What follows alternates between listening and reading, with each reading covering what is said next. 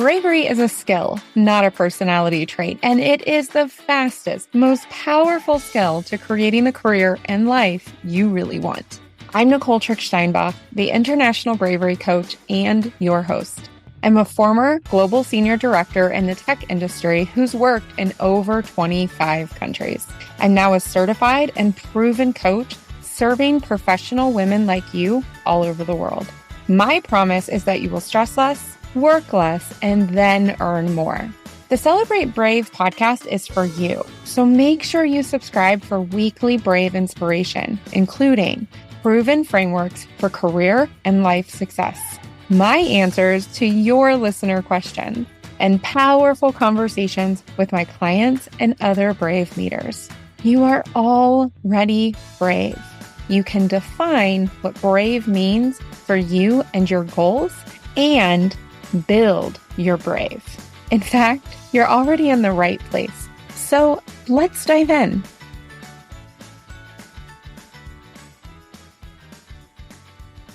Welcome to this episode of the Celebrate Brave podcast, and I have got for you a very special guest. So I'm going to first read her formal bio, and then we're going to talk, and you're going to get to hear some experiences that Heather and I have had together. So Heather C. Markham is an engineer, assistive technology professional, public speaker, competitive para surfer. That's on a surfboard, in case anybody's wondering. Educator, American with Disabilities Act, architectural barriers specialist, a golfer, and an award-winning international photographer. Like, does everyone else have chills as well? Her company, Making Waves for Good, launched in 2018 as an umbrella for a variety of ventures, including publishing and photographic projects, and to help companies solve disability access problems they didn't know they had. Heather has helped me with that. So it's not just staying within the Americans with Disabilities Act code, but looking beyond it to make the world more accessible and usable for all. Heather currently lives in Phoenix, Arizona, with her super snuggly, and I'm going to add attitude-ridden Maine Coon cat. Welcome, Heather. Oh, Nicole, thank you so much. So what I want to add to your bio is that you actually we have friends in common. One of them is Erica Tamburo. I will put the link to her podcast episode on here. And the first time we talked about having you on the podcast was around the time that Erica's podcast episode went live. So it was a while ago. Yes, a while ago. Yeah. And at the time, it wasn't quite the right time. But now 1,000,000% is the right time, because you are an author now as well. Your book has come out. I am. And when Erica was on your podcast and we talked, my book was actually not the book that you have. It was a completely different book. It was a book of rando stories that had the through line of seeing provision, but didn't have the gut and the feeling and the raw and the gross. Yeah. And I can't believe I just told people that that this book is. Yes. And it wasn't the right time. I needed to do a lot of work. And I did a lot of work to completely rewrite the book. And I rewrote it in a fairly short amount of time. Yes. But you were a catalyst for that. Okay. Dear listener, I'm just going to let you know that I am going to tear up in this conversation, because being a part of this process has been incredible. But I'm not going to make you hang, because the title of the book, so you can tippity tap your way right on over to your favorite bookseller, is Rough waters, from surviving to thriving with a progressive muscular dystrophy. And it's by, again, Heather C. Markham, and the links are in the show notes. If you don't want a tippity tap tap, you just want to scroll once and click on the link, it's there as well. So, yes, I read a few earlier chapters. I pre-ordered the book as soon as it came out because I had met you and I had read a few chapters and I thought, oh my goodness, I just want to know it all. But I also just adore being in community with you. And then I was actually in Germany when it came out. So it hit my Kindle app and I started reading it in Italy and I finished it in Croatia. So your book has been all over the place. I was just blown away by the first two chapters because they're completely different. And it's the Heather, I enjoyed your essays that I got to read, the first few chapters. I enjoyed them.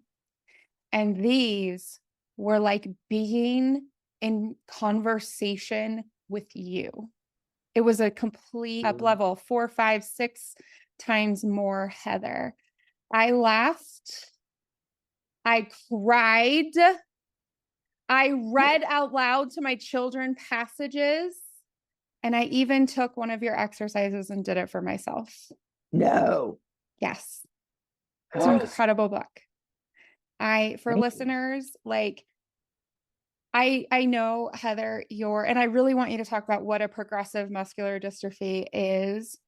And this book is about surviving into thriving.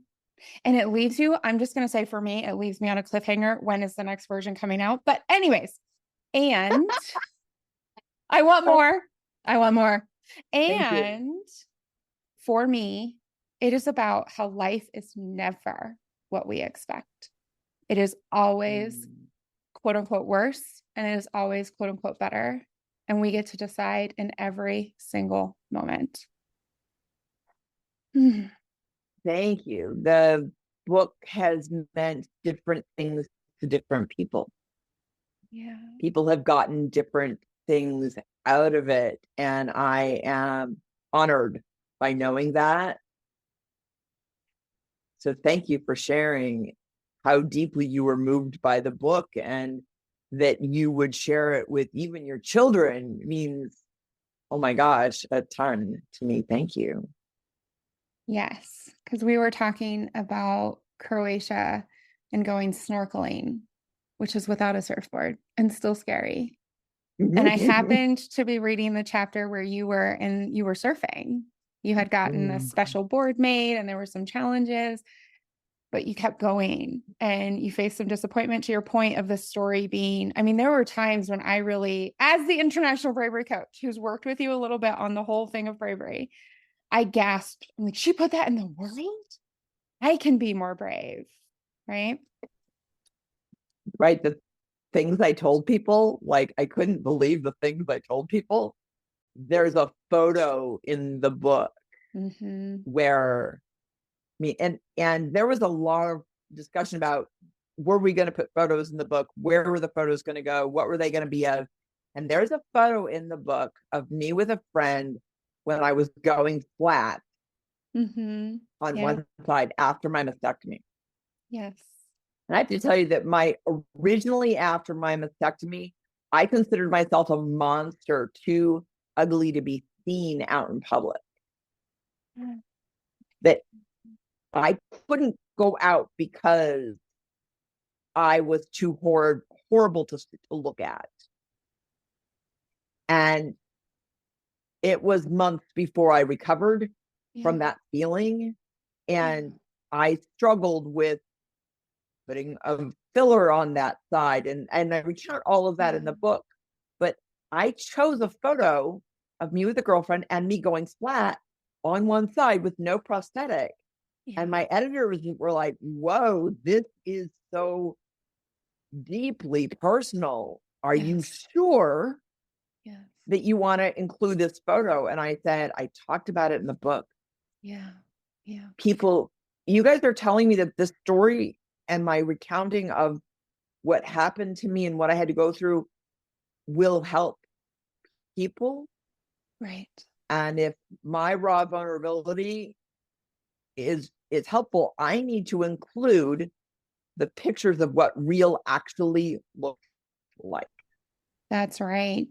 And And what's rave that bitch up. Excuse my language, but raise know, that bitch up.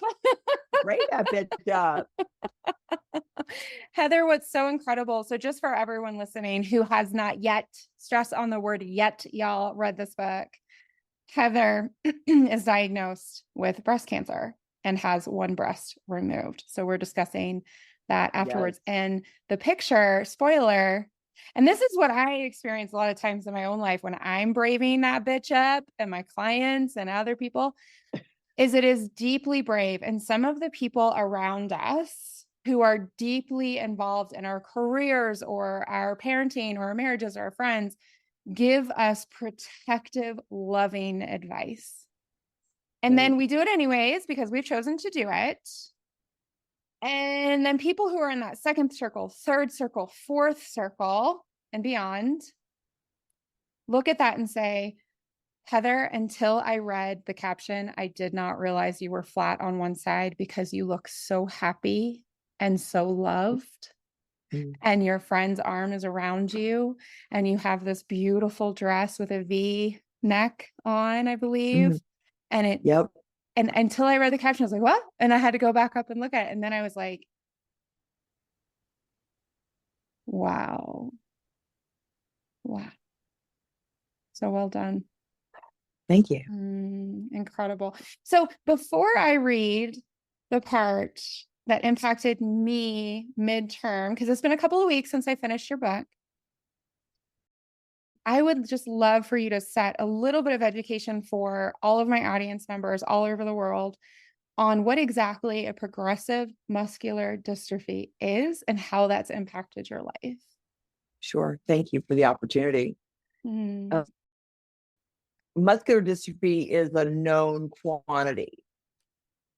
ALS is a muscular dystrophy. Duchenne is a muscular dystrophy. As a group, muscular dystrophies are neuromuscular wasting diseases, and they are all progressive. Okay. The easiest way to explain progressive is aging. Okay. Yes.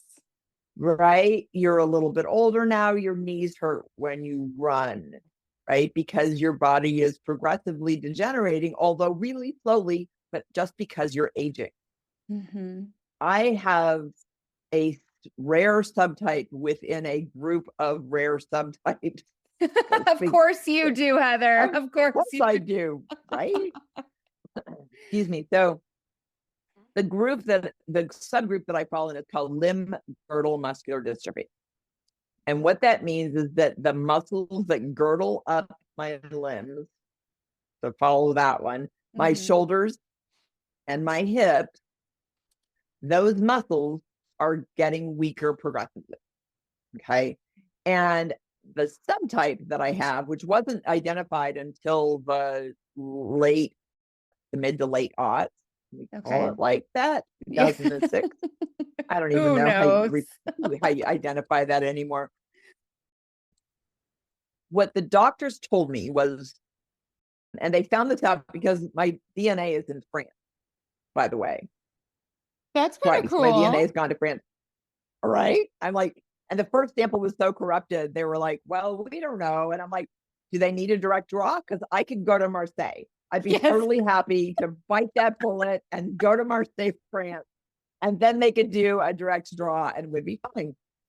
They kiboshed that idea, but it was a great, I thought that was a great idea. Might still want to do it. Still want to do it. So the doctors are saying that my genetics show that my body does not make a protein that band-aids the muscle when it gets torn. Okay. The bodybuilders and everyone else all hears, in order to build a muscle, you tear a muscle. That's right. In my instance, every muscle that has ever been torn in my body has remained torn. And so I'm 55, but I move in some instances way worse than my neighbor who's 85 and across the green space from me. Mm-hmm. Because when she tore a muscle, her body repaired it. But when I've torn a muscle, it stays torn. Yes.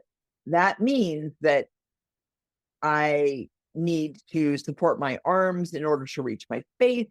Mm-hmm. It means that when I use my standing frame, I have to literally be strapped to my wheelchair because I don't have the abdominal muscle strength to stay upright.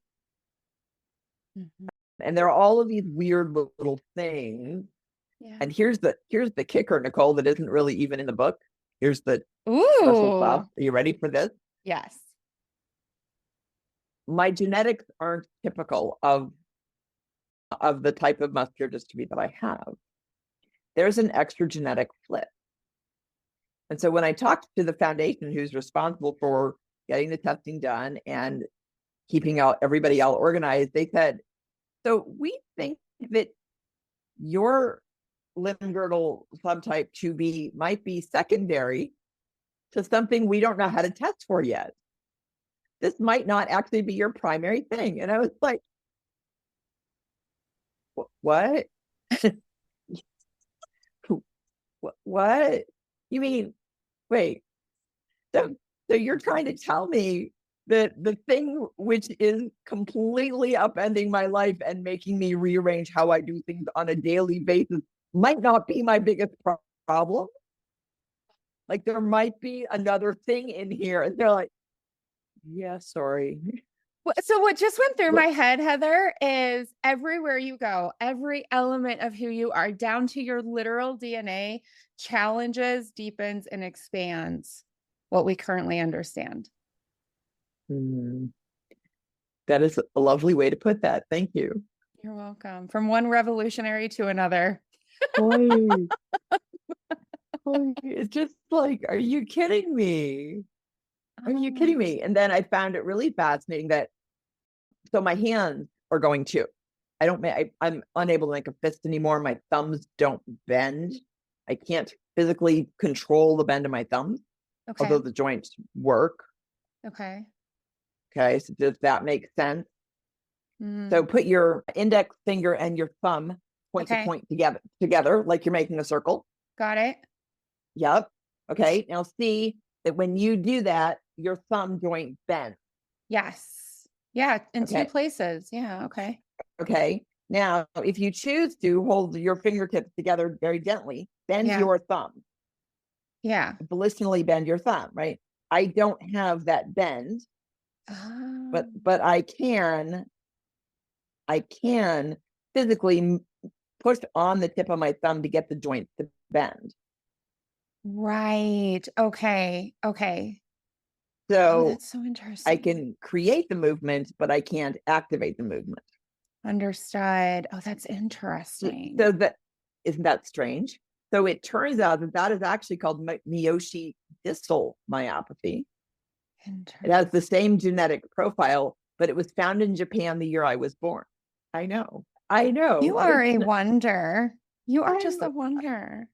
well, that's still a lovely way to put it. I tend to think of, sometimes I feel more like an effed up hot mess, but I'll take wonder. Which I think is one of the unexpected elements of knowing you and reading your book, is that it's being in community with you is a weaving back and forth, and reading your book is a weaving from this is a hot fucking mess and this sucks and I want to set everything on fire and quit. And I do the impossible and I will let you know when it's complete and how you can support me getting there. Love, kisses. It's like both, It's like I decide that it's possible. So I'll let you know. Yeah. Incredible. Thank you so much for sharing that with me. And there will be links in the show notes as well for everyone who wants to learn more about or is experiencing this.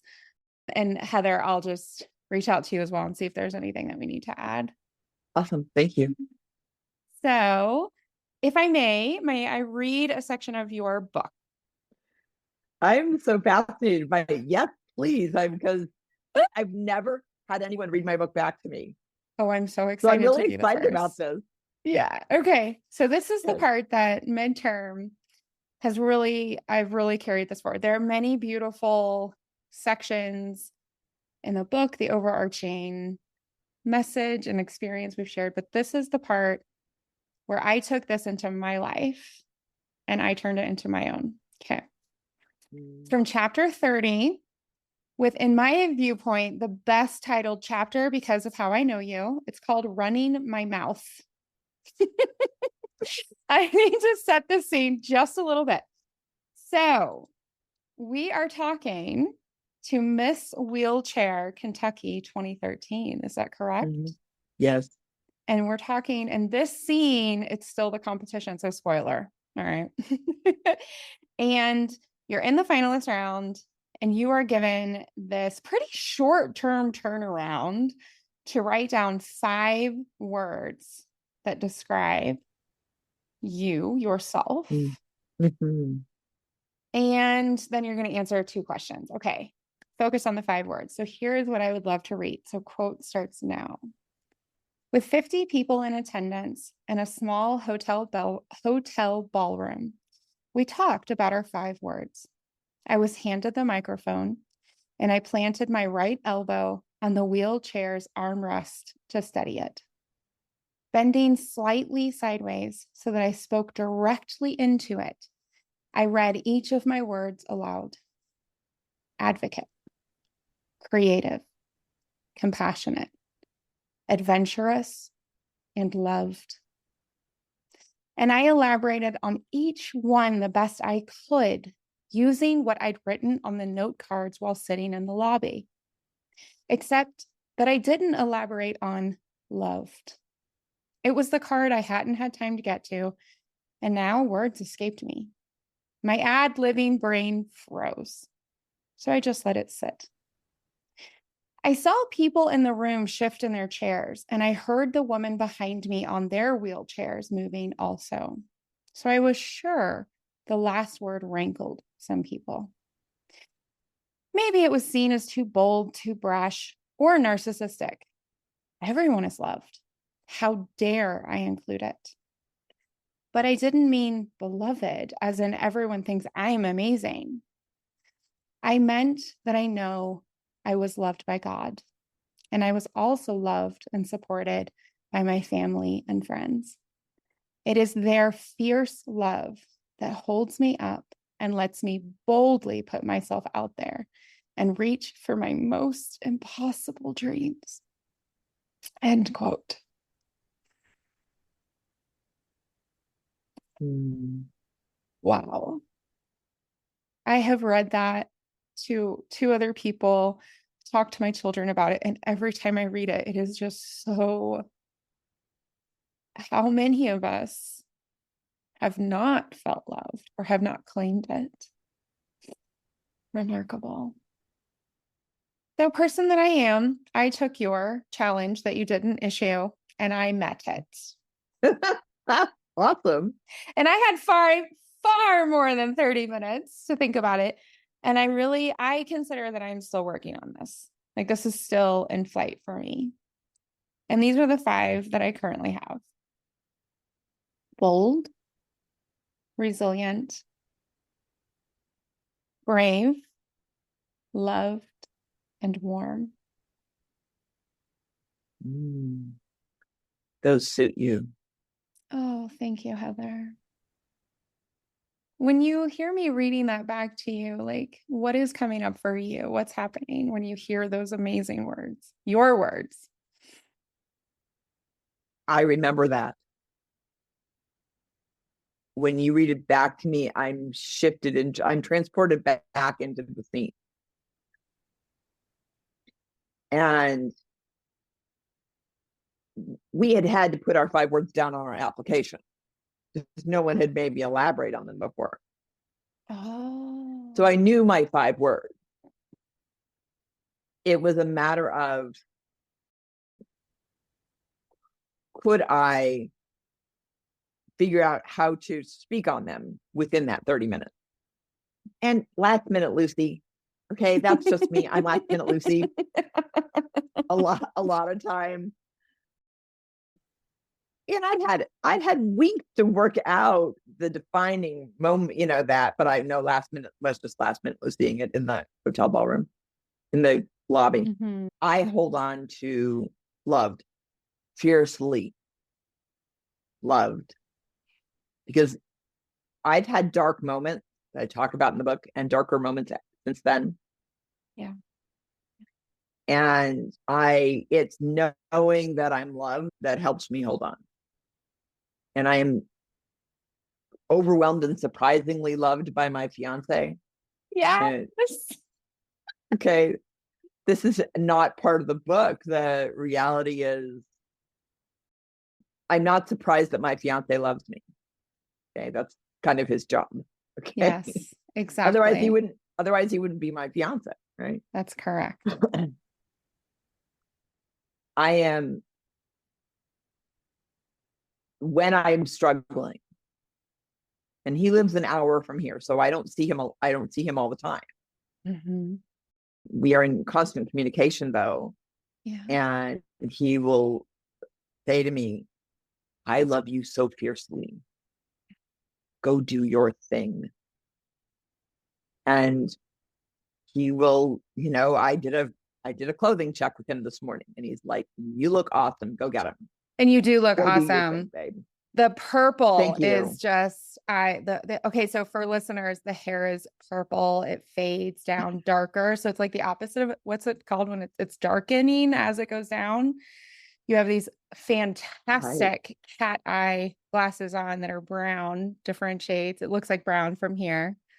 And then you have glowing skin. Get out of here. So beautiful.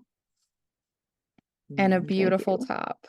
Like you just look so beautiful. Anyways, so yes, you look fantastic. Thank you. Beyonce was correct. And it's the knowing I'm fiercely loved still. I'm still courageous. I'm still an advocate. I'm walking that fine line between holding someone's hand and kicking them in the butt. Yeah. That's a really fine line.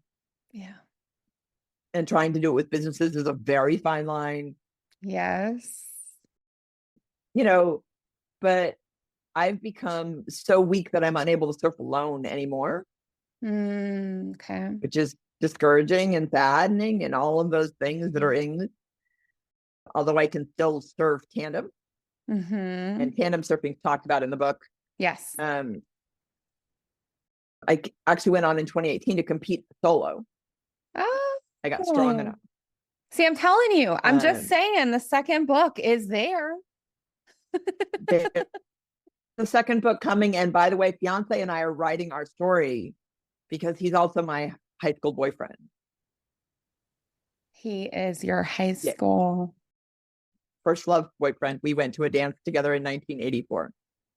Oh. And there's photographic evidence of that. Oh, I can't wait for the hairstyle. Okay. Mm-hmm. Okay. So yeah. So the 5 words. And I think that doing that 5-word exercise, the challenge that I didn't throw down, that you took up anyway. Yes. That sort of introspection is something that you inspire with all of your people. And you kick them all in the butt and hold their hands at the same time, doing your international bravery coach thing that you do. Thank you. Thank you. Yes, the bold and the warm in balance is an ever developing process. I did not read the acknowledgments of your book until this morning. You had sent me an email that had gone to spam, and then I had to give my email program because, listen, I was in tech for too long. I got the security up the wazoo. Give it permission, downloaded your bio, wrote all these notes, loved it. And then I was like, oh, maybe she wants me to read the screenshot. So I opened it. and I saw your thank you. And I didn't ask for permission in advance, but may I share a little bit about our story? Yes. A little bit more. You actually were interested in working with me. You did my Build Your Brave course, and you were Yep. interested in working with me. And I love you. I think you're amazing.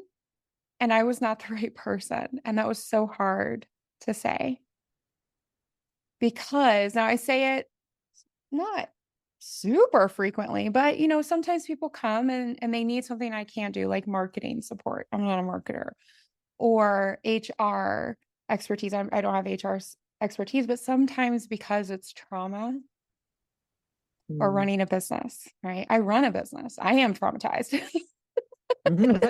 right? And so we talked about it, and you boldly went forward and invested in yourself and did so much healing work. And I'll be honest with you, Heather, until this morning, I didn't understand how much you valued those conversations we had. And I'm really grateful that you included me in your book. And then I just get to be a part of your circle, your extended circle. So thank you for trusting me and being someone that I could say the really brave thing to, and continuing the relationship afterwards. You are welcome. But there's a huge challenge for me is I have a ginormously extended team. Yeah, you do. And my developmental editor was like, who are all these people? Get all these names out of the book. I can't keep all your characters straight, blah, blah, blah. So literally, like, I had to cut a gazillion names out of my book because they're like, all these people can't possibly, she said to me, all of these people can't possibly be this important to you. And I wrote her back and I said, you're wrong. Yeah. All of these people are exactly this important to me. And she's like, well, some of that's just going to have to move out to the acknowledgments. And she was right to do so, right? Like, because there's That's so right. many beautiful tributaries that come in. And it is clear that you fiercely love yourself. And it gives us the ability to fiercely love you and love on you. Thank you. But without you saying, I trauma counseling would be really good. I have to tell you that I would not recommend doing trauma counseling while developmental editing a memoir, however. A lot of rewrites. Developmental editing a memoir where you start by just telling stories about your cat, going into the deep dive of I was suicidal, like it's hard enough, and then you put EMDR counseling on the other, in the middle of all of that, where I would leave an hour's worth of Zoom counseling and go to bed and curl up and cry for an hour. Yeah. So trying to do those two things simultaneously was really not a fantastic choice for my own mental health. It was hard to the point where I had to give up drinking because it was so hard Wow. Yeah. in order to feel the feels Yeah. and not Yeah. numb out all of the feels and really commit to doing the work and allowing myself to be curled up in a ball for an hour crying after therapy, and then going back into my book and going, okay, well, what? And just vomiting all over pages. Just kind of sometimes what it feels like. But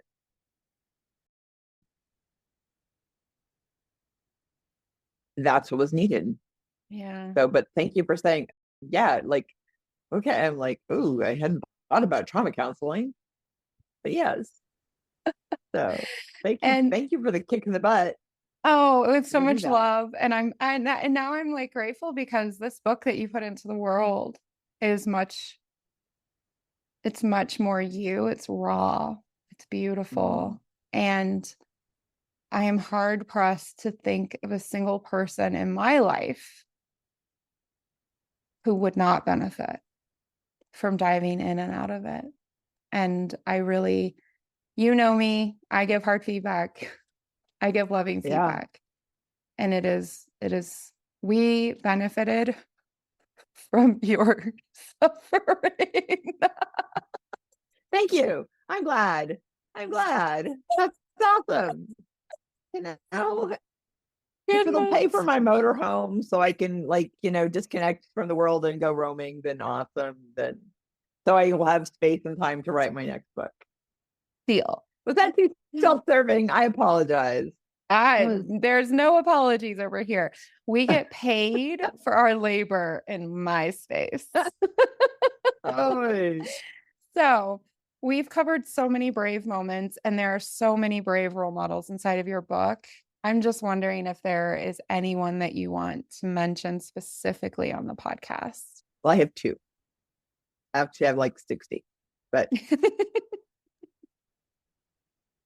I mean, each character in my book, yeah, each and I call them characters only because that's how other people are calling them. yes, yeah, because to me they're real people, right, because this is a memoir, so they are actually real people. Although everyone else sees them as characters wandering in and out of my story. So there are so many brave people.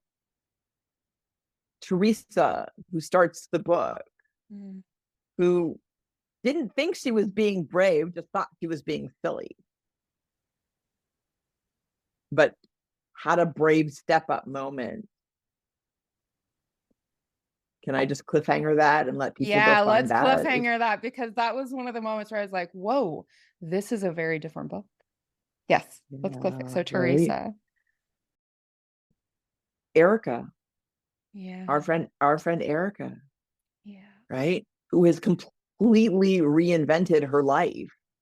Completely. Yeah. My friend Gail, who's in the book, who also said an amazing thing to me, which taken out of context is the most horrible thing you could ever say to somebody.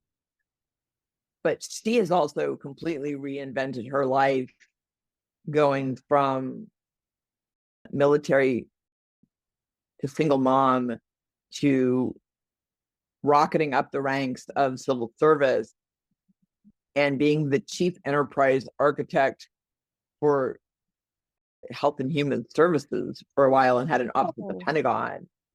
That's amazing. And when we meet her in my book, she's an undergraduate, but she's 5 years older than I am.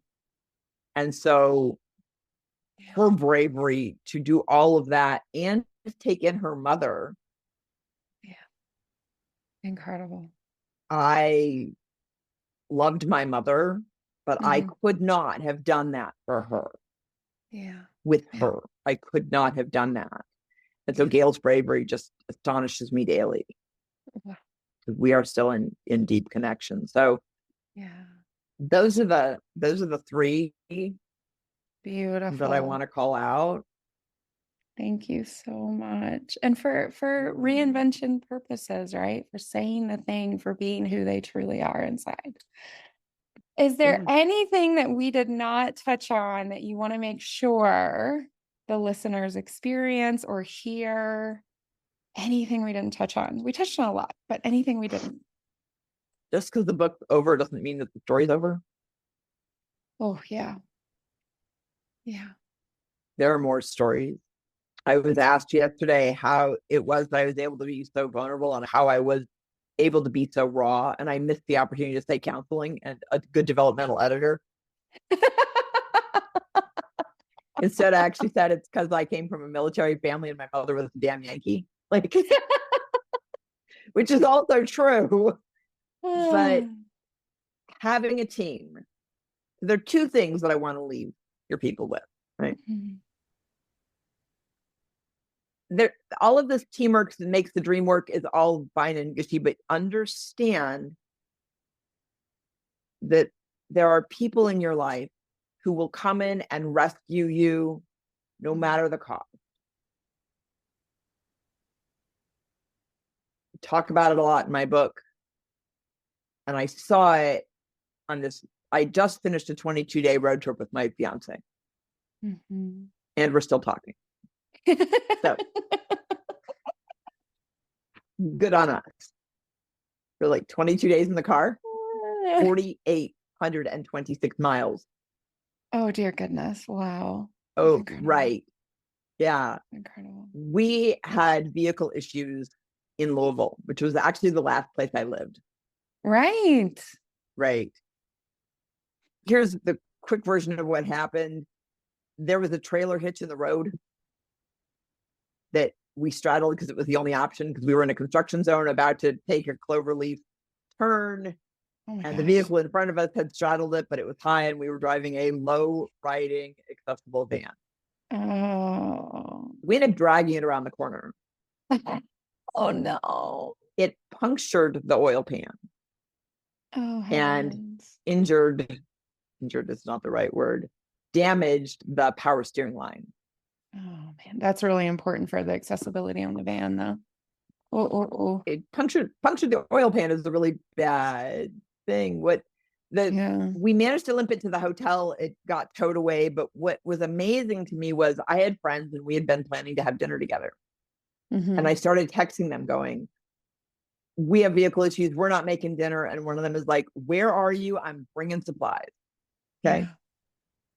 And she showed up with a bottle of Basil Hayden bourbon, which had been her daddy's label, and her daddy had just passed away.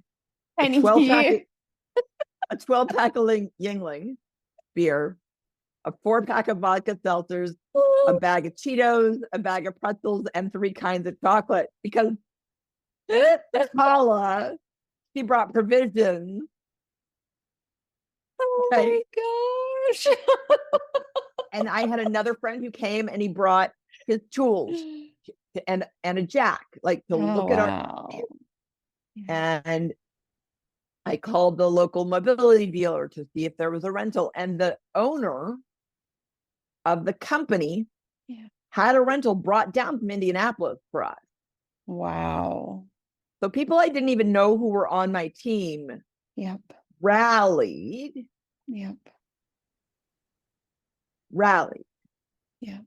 And I had gone all the way to Louisville to take my fabric for my wedding dress to the sewing professional who was building my wedding dress for me. People are like, why would you go all the way to Louisville? Well, that's where my person is. She happens to be across the river in Indiana, but she and her guy came to me. And we did measures in the hotel room. Beautiful. And so then Paul gets to meet Lisa. And so we had a hard landing. Like, we had a really rough patch, but we were given a really soft place to land. We were surrounded by my people. Watching people was amazing to me. And I hear you about you were given a soft space. And and you created that, but you also receive it.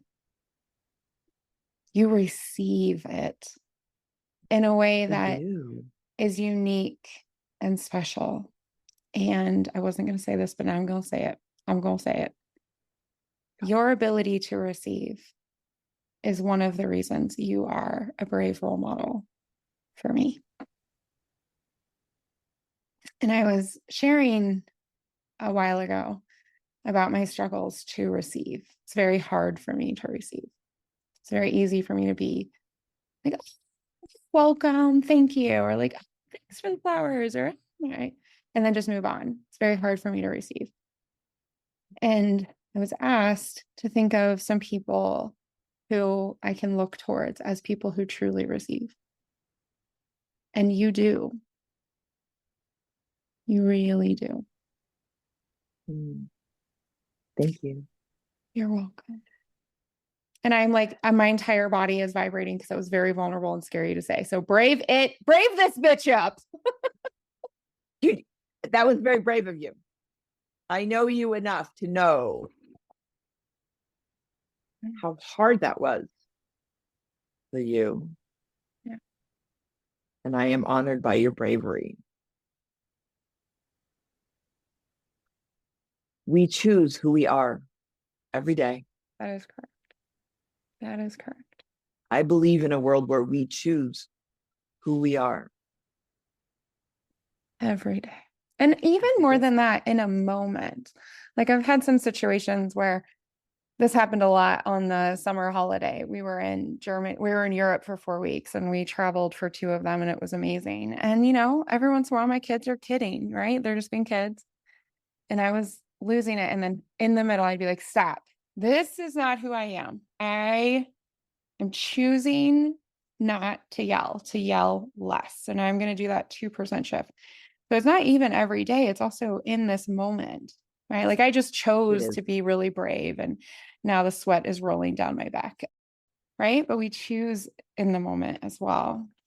Oh. And it's a choice you get to make. Yes. People allow themselves to feel confined by previous activities, circumstances, choices, environments, people's voices in their head. They choose to be confined by those things. And they don't understand that that's the choice that they're making. Yes. But you can choose differently moment by moment. Yes. And I mean, I can choose to be angry and upset about the fact that, I punched myself in the face 3 times trying to get this dress on over my head. Okay. Or I can go, okay, I didn't have to call a neighbor.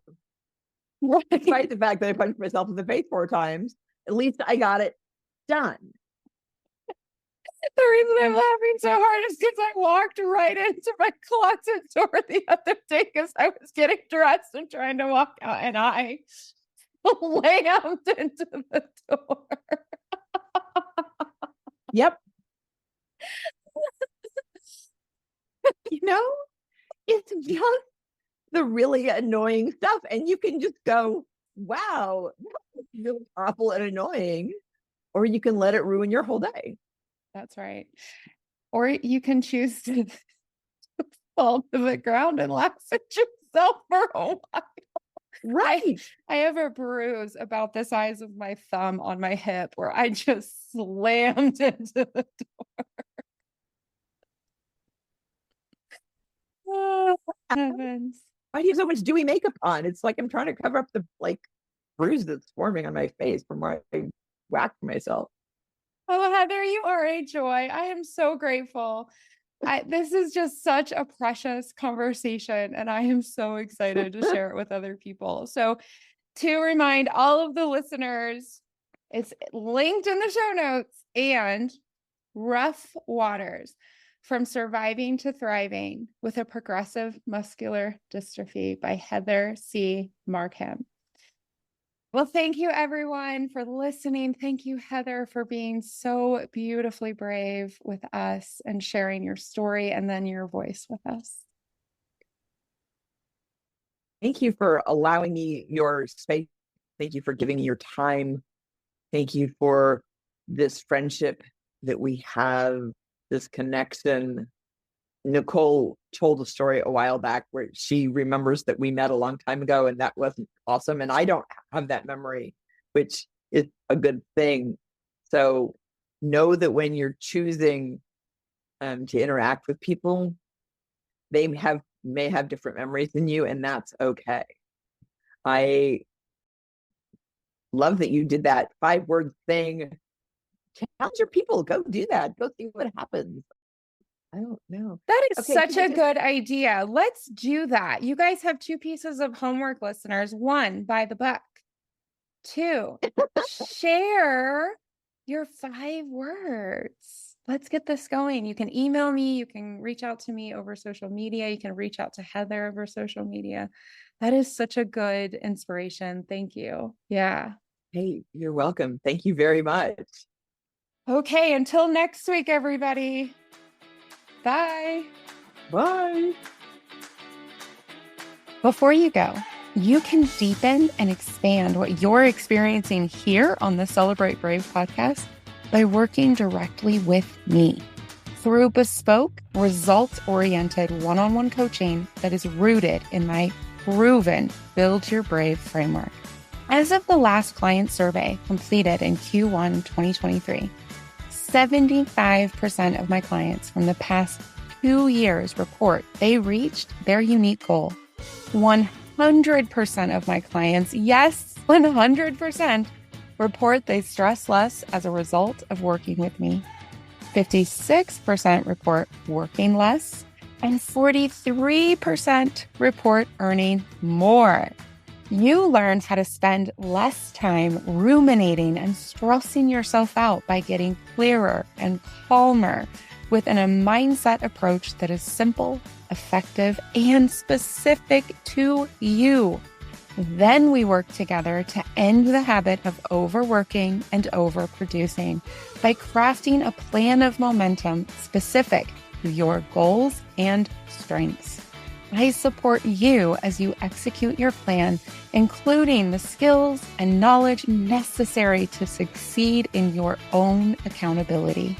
And finally, you step away from the all too common pattern of under-earning and make the shifts towards being well paid in your industry, using the clarity and momentum to ensure you become the woman you want to be at work and in your life. For real.